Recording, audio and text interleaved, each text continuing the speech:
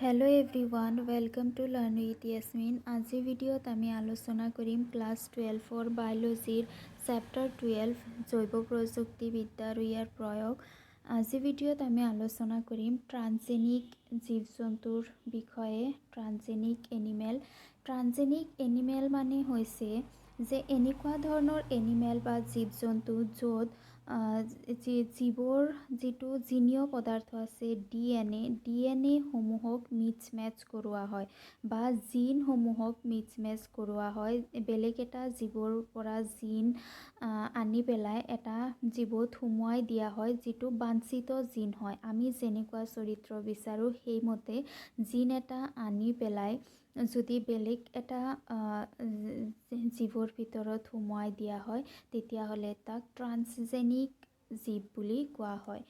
ডিএনএৰ পৰিৱৰ্তন ঘটা এটা বহিৰা জিনৰ সংযোগত জিনৰ চৰিত্ৰ প্ৰকাশ হ'বলৈ দিয়া জীৱ জন্তুক ট্ৰান্সজেনিক জীৱ জন্তু বুলি কোৱা হয়। আৰু তেনে ক্ষেত্ৰত কি হ'ব লাগে, যিটো জিন সুমুৱাই দিয়া হৈছে সেইটো জিনে ইয়াৰ যিটো চৰিত্ৰ আছে চৰিত্ৰটো প্ৰকাশ কৰিব পৰা হ'ব লাগে, তাক ট্ৰান্সজেনিক জীৱ জন্তু বুলি কোৱা হয়। ট্ৰান্সজেনিক এন্দুৰ, শহাপহু, গাহৰি, ভেড়া আৰু মাছ ইতিমধ্যে সৃষ্টি কৰা হৈছে যদিও ইয়াৰ শতকৰা ৯৫% হৈছে এন্দুৰ। আজিকালি ট্ৰান্সজেনিক বহুত বস্তু প্ৰস্তুত কৰা হৈছে, যেনেকুৱা গৰু, আমি যে জাৰ্চি গৰু বুলি যে কওঁ সেইটো হৈছে কি এটা ট্ৰান্সজেনিক গৰু, জাৰ্চি গৰু য'ৰ পৰা বহুত গাখীৰ পোৱা যায়। তেনেকুৱা ধৰণৰ ভেড়া আছে, মাছ আছে, তাৰপিছত গাহৰি আছে, শহাপহু আছে। কিন্তু আটাইতকৈ বেছি যিটো ট্ৰান্সজেনিক জীৱ প্ৰস্তুত কৰা হৈছে সেইটো হৈছে নিগনি। নিগনিসমূহৰ ভিতৰত বিভিন্ন ধৰণৰ ৰঙৰ নিগনি, বিভিন্ন ধৰণৰ নেজ থকা, কাণ থকা, সৰু ডাঙৰ, বা আমি যে জেলিফিছৰ কথা যে পঢ়িছিলোঁ, জেলিফিছৰ এটা জিন আছে যিটো জিনৰ বাবে জেলিফিছটো ৰাতিৰ সময়ত জ্বলি থাকে। সেইটো জিনত যদি নিগনিৰ ভিতৰত এন্দুৰৰ ভিতৰত সুমুৱাই দিয়া হয় তেতিয়াহ'লে নিগনি ৰাতি জিলিকি থাকে। এনেকুৱা বহুত ধৰণৰ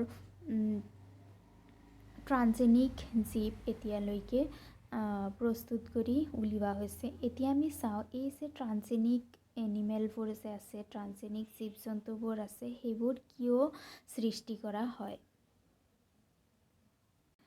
নাম্বাৰ 1 ৰিজন ট্ৰান্সজেনিক জীৱ জন্তু সৃষ্টি কৰাৰ হৈছে স্বাভাৱিক শৰীৰতত্ত্ব আৰু বিকাশ, নৰ্মেল ফিজিঅ'লজি এণ্ড ডেভেলপমেণ্ট। জিনবিলাক কেনেকৈ নিয়ন্ত্ৰণ হয় আৰু সিহঁতে কেনেকৈ দেহৰ স্বাভাৱিক কাম কাজ তথা বিকাশক প্ৰভাৱান্বিত কৰে তাৰ বিষয়ে অধ্যয়ন কৰিবলৈ ট্ৰান্সজেনিক জীৱসমূহক বিশেষভাৱে সৃষ্টি কৰা হয়। আমি জানো যে জীৱৰ দেহত যিবোৰ জিন আছে, জিনসমূহে শৰীৰৰ বিভিন্ন ধৰণৰ কামসমূহ নিয়ন্ত্ৰণ কৰে। জিনসমূহক অধ্যয়ন কৰাৰ কাৰণে কোনটো জিনে কেনেদৰে কাৰ্য কৰে সেই বিষয়ে জনাৰ কাৰণে ট্ৰান্সজেনিক জীৱৰ প্ৰয়োজন হয়। ট্ৰান্সজেনিক জীৱত আমি কি কৰিব পাৰোঁ, আমি যিটো জিন অধ্যয়ন কৰিব বিচাৰোঁ সেইটো জিন আমি ট্ৰান্সজেনিক জীৱত সুমুৱাই দি পেলাই ইয়াৰ যিটো কাৰ্য, ইয়াৰ যিটো ৰোল সেইটো আমি অধ্যয়ন কৰিব পাৰোঁ। উদাহৰণস্বৰূপে ইনচুলিনৰ দৰে বৃদ্ধিৰ সৈতে জড়িত জটিল কাৰকসমূহৰ বিষয়ে অধ্যয়ন। অন্য প্ৰজাতিৰ জিন প্ৰয়োগ কৰাৰ ফলত কাৰকৰ পৰিৱৰ্তন ঘটি জীৱৰ ওপৰত প্ৰভাৱৰ অধ্যয়ন আৰু দেহত কাৰকসমূহৰ জৈৱিক ভূমিকা সম্পৰ্কেও ইয়াত অধ্যয়ন কৰাৰ অৱকাশ কৰা হৈছে। ইয়াতে কি কৈছে যে ইনচুলিন যে বৃদ্ধি হয়, শৰীৰত ইনচুলিন বৃদ্ধি হোৱাটো বহুত ডেঞ্জাৰাছ হয়। ইনচুলিন কিয় বৃদ্ধি হয়, কোনটো কাৰকৰ কাৰণে, কোনটো জিনৰ কাৰণে ইনচুলিনসমূহ বৃদ্ধি হয়, তাক আমি ট্ৰান্সজেনিক জীৱৰ সহায়ত অধ্যয়ন কৰিব পাৰোঁ। বা অন্য প্ৰজাতিৰ জিন প্ৰয়োগ কৰাৰ ফলত কেনেদৰে এটা জীৱত পৰিৱৰ্তন হ'ব পাৰে। এটা জীৱত যেতিয়া আমি অন্য জীৱৰ কাৰক বা অন্য জীৱৰ জিন আনি পেলাই সুমুৱাই দিওঁ তেতিয়া জীৱটোত কেনেকুৱা ধৰণৰ পৰিৱৰ্তন হয় সেইটো অধ্যয়ন কৰিব পৰা যায় ট্ৰান্সজেনিক জীৱসমূহৰ সহায়ত। সেইকাৰণে ট্ৰান্সজেনিক জীৱসমূহ সৃষ্টি কৰা হয় স্বাভাৱিক শৰীৰতত্ত্ব আৰু বিকাশ অধ্যয়ন কৰাৰ কাৰণে। নাম্বাৰ 2 ৰোগৰ অধ্যয়ন ষ্টাডি অফ ডিজিজেছ। ৰোগ অধ্যয়নৰ কাৰণে কেনেদৰে ট্ৰান্সজেনিক জীৱে সহায় কৰে, জিনবিলাকে ৰোগৰ বিকাশত কেনেকৈ বৰঙণি যোগায়, এই বিষয়ে আমাৰ জ্ঞান বৃদ্ধিৰ বাবে ট্ৰান্সজেনিক প্ৰাণীসমূহ সৃষ্টি কৰা হয়। যে যিবোৰ জিন আছে, জিনসমূহৰ পৰা বিভিন্ন ধৰণৰ জিনীয় ৰোগ, বংশগতি ৰোগসমূহ হয়।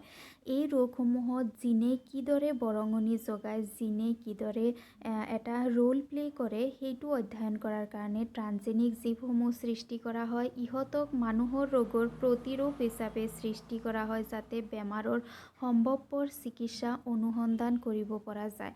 চ' এই ট্ৰান্সজেনিক যিবোৰ জীৱ আছে, জীৱসমূহত ৰোগ সৃষ্টি কৰা যিবোৰ জিন আছে, মানুহৰ ৰোগ সৃষ্টি কৰা যিবোৰ জিন আছে, জিনসমূহ সেই জীৱটোত সুমুৱাই দিয়া হয়, দি পেলাই ইয়াক অধ্যয়ন কৰা হয় যে ইয়াৰ এই ৰোগৰ চিকিৎসাৰ কেনেদৰে কৰিব পৰা যায়, চিকিৎসাৰ সন্ধান কৰা হয়। বৰ্তমান ট্ৰান্সজেনিক প্ৰতিৰোধসমূহ মানুহৰ কৰ্কট, চিষ্টযুক্ত অস্থিসন্ধি, বাতজনিত সন্ধি প্ৰদাহ, এলজেইমাৰ আদি ৰোগসমূহৰ বাবে বৰ্তি আছে। চ' ট্ৰান্সজেনিক জীৱসমূহৰ সহায়ত মানুহৰ কিছুমান ভয়ানক ৰোগ, যেনেকুৱা কৰ্কট ৰোগসমূহৰ বিষয়ে চিকিৎসা অনুসন্ধান কৰিব পৰা যায়। কৰ্কট ৰোগ সৃষ্টি কৰা যিটো জিন আছে, সেইটো জিনক এটা ট্ৰান্সজেনিক জীৱত সুমুৱাই দি পেলাই তাক কেনেদৰে চিকিৎসা কৰিব পাৰি, কেনেদৰে ইয়াত ট্ৰিটমেণ্ট কৰিব পাৰি, গোটেইখিনি ট্ৰিটমেণ্ট ট্ৰান্সজেনিক জীৱটোৰ ওপৰত পৰীক্ষা কৰি পেলাই চাব পৰা যায়। নাম্বাৰ 3 জৈৱিক উৎপাদন বায়'লজিকেল প্ৰডাক্ট। কি জৈৱিক উৎপাদন পাব পৰা যায়? মানুহৰ বেমাৰৰ চিকিৎসাৰ বাবে ঔষধৰ প্ৰয়োজন, যিবিলাক জৈৱিক উৎপাদন হ'ব পাৰে। চ' বৰ্তমান মানুহৰ বহুত বেমাৰ যিবোৰ হয়, সেই বেমাৰসমূহৰ চিকিৎসাৰ বাবে ঔষধৰ প্ৰয়োজন হয়, আৰু এইটো এটা জৈৱিক উৎপাদন হয়।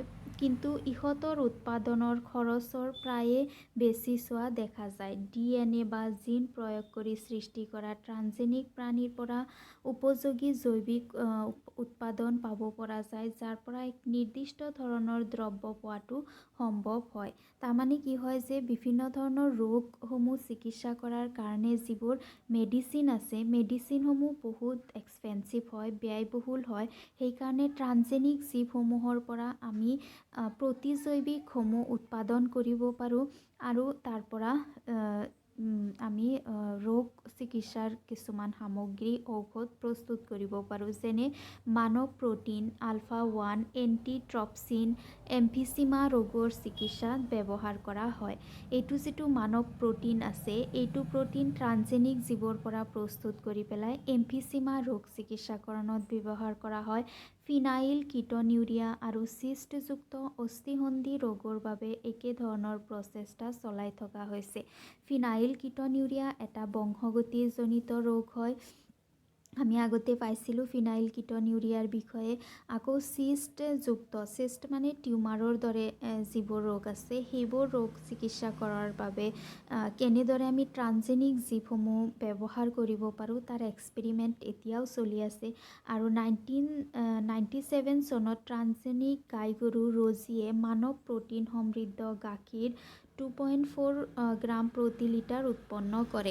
চ' প্ৰথম যিটো ট্ৰান্সজেনিক গাই গৰু সৃষ্টি কৰা হৈছিল, তাৰ নাম আছিল ৰজি। আৰু ৰজিয়ে যি গাখীৰ প্ৰস্তুত কৰিছিল, গাখীৰসমূহ নৰ্মেল গৰুৰ যিমান পুষ্টি আছিল, তাতকৈ বেছি পুষ্টি থকা গাখীৰ আছিল। কাৰণ এই ৰজিৰ ভিতৰত যিবোৰ জিনসমূহ আছিল, সেইবোৰ জিন আছিল কি বাঞ্ছিত জিন, আমি বিচৰা জিন।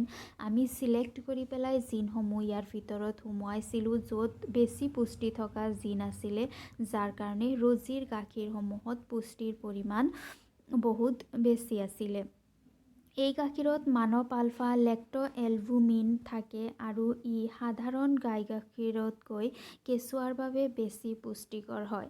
এই যিটো ৰজিৰ গাখীৰ আছে, ৰজিৰ গাখীৰত মানৱ প্ৰ'টিন লেক্ট-এলবুমিনৰ পৰিমাণ বেছি হয় নৰ্মেল গৰুতকৈ। সেইকাৰণে ই কেঁচুৱাৰ কাৰণে বহুত লাভদায়ক হয়। নম্বৰ 4 হৈছে প্ৰতিষেধকৰ নিৰ্ভীকহীনতা ভেকচিন ছেফটি। কোনো এবিধ প্ৰতিষেধক মানুহত প্ৰয়োগ কৰাৰ আগেয়ে ট্ৰান্সজেনিক এন্দুৰ সৃষ্টি কৰি সিহঁতৰ ওপৰত নিৰ্ভীকহীন পৰীক্ষা কৰা হয়। যেতিয়া কিবা এটা ভেকচিন কিবা এটা প্ৰতিষেধক প্ৰস্তুত কৰা হয়, প্ৰস্তুত কৰাৰ পিছত এইটো ডিৰেক্টলি মানুহৰ দেহত প্ৰয়োগ কৰা নহয়, কাৰণ আমি জানো যে ভেকচিনবোৰত বাকী একো নহয়, এণ্টিজেনসমূহে থাকে। অতি কম পৰিমাণৰ বা দুৰ্বল এণ্টিজেনসমূহৰ দ্বাৰা ভেকচিনসমূহ প্ৰস্তুত কৰা হয়। গতিকে ইয়াক পোনে পোনে মানুহৰ দেহত সুমুৱাই দিলে মানুহৰ ক্ষতি সাধন হ'ব পাৰে বা মানুহজন মৃত্যুমুখতো পৰিব পাৰে। সেইকাৰণে প্ৰথমতে এটা ট্ৰান্সজেনিক জীৱ প্ৰস্তুত কৰাই পেলাই বা ট্ৰান্সজেনিক নিগনি হওক, গাহৰি হওক, যিকোনো ট্ৰান্সজেনিক জীৱ এটা প্ৰস্তুত কৰাই পেলাই এই ভেকচিনটো প্ৰথমতে সেই ট্ৰান্সজেনিক জীৱটোত দি পেলাই পৰীক্ষা কৰোৱা হয় আৰু তাৰ পিছতহে মানুহৰ দেহত দিয়া হয়। ট্ৰান্সজেনিক এন্দুৰৰ ওপৰত পলিঅ' প্ৰতিষেধকৰ নিৰ্ভীকহীনতা পৰীক্ষা কৰি অহা হৈছে। যদিও এই পৰীক্ষা সফল আৰু নিৰ্ভৰযোগ্য হয়, তেনেহ'লে এই চাম প্ৰতিষেধক বান্দৰত পৰীক্ষা নকৰাকৈ ব্যৱহাৰ কৰিব পৰা হ'ব। পলিঅ' যিটো প্ৰতিষেধক আছে, পলিঅ' প্ৰতিষেধকটো প্ৰথমতে নিগনিৰ ওপৰত ট্ৰাই কৰা হৈছিল। নিগনিৰ ওপৰত প্ৰথমতে পৰীক্ষাৰ বাবে ব্যৱহাৰ কৰা হৈছিল। যেতিয়া ইয়াৰ নিৰ্ভৰযোগ্যতা বা পৰীক্ষা যেতিয়া সফল হৈছিল, তাৰপিছত পলিঅ'টো মানুহৰ দেহত সুমুৱাই দিয়া হৈছিল। কিন্তু যিটো ট্ৰান্সজেনিক জীৱ আছে, ট্ৰান্সজেনিক জীৱসমূহ সৃষ্টি হোৱাৰ আগতে প্ৰথমতে মেডিচিন বা ঔষধ বা প্ৰতিষেধকসমূহ প্ৰস্তুত কৰি পেলাই প্ৰথমতে বান্দৰৰ দেহত দিয়া হৈছিল আৰু বান্দৰৰ দেহত সফল হোৱাৰ পিছত ইয়াক মানুহৰ দেহত দিয়া হৈছিল। কিন্তু যেতিয়াৰ পৰা ট্ৰান্সজেনিক জীৱ হৈছে, তেতিয়াৰ পৰা নিগনিসমূহত এই পৰীক্ষাসমূহ চলোৱা হয়। ৰাসায়নিক দ্ৰব্যৰ নিৰ্ভীকহীনতাৰ পৰীক্ষা কেমিকেল ছেফটি টেষ্টিং। ইয়াক বিক্ৰিয়া নিৰ্ভীকহীনতাৰ পৰীক্ষা বুলি জনা যায়। ঔষধৰ বিক্ৰিয়া পৰীক্ষাৰ সৈতে ই একে পদ্ধতি। ইয়াক কি কৰা হয়, ৰাসায়নিক বস্তু যিকোনো এটা ৰাসায়নিক বস্তু প্ৰস্তুত কৰি পেলাই ইয়াৰ মাজত পয়জন কিমানখিনি আছে, ইয়াৰ বিক্ৰিয়া কিমান হয়, তাক প্ৰথমতে পৰীক্ষা কৰাই ল'ব লাগে। ট্ৰান্সজেনিক জীৱ-জন্তুৰ জিনবিলাকে সিহঁতক অট্ৰান্সজেনিক জীৱ-জন্তুতকৈ বিষাক্ত দ্ৰব্যৰ প্ৰতি সংবেদনশীলতা বঢ়ায়। যিবোৰ ট্ৰান্সজেনিক জীৱ-জন্তুৰ জিন আছে, সেই জিনবোৰে যিবোৰ নৰ্মেল জীৱ-জন্তু আছে, যিবোৰ ট্ৰান্সজেনিক জীৱ-জন্তু নহয়, সেইবোৰৰ বিষাক্ত দ্ৰব্যৰ প্ৰতি সংবেদনশীলতাটো বেছি হয়। সেয়েহে সিহঁতক বিষাক্ত দ্ৰব্যত উন্মুক্ত কৰি ৰাখি তাৰ ফলাফল অধ্যয়ন কৰা হয়।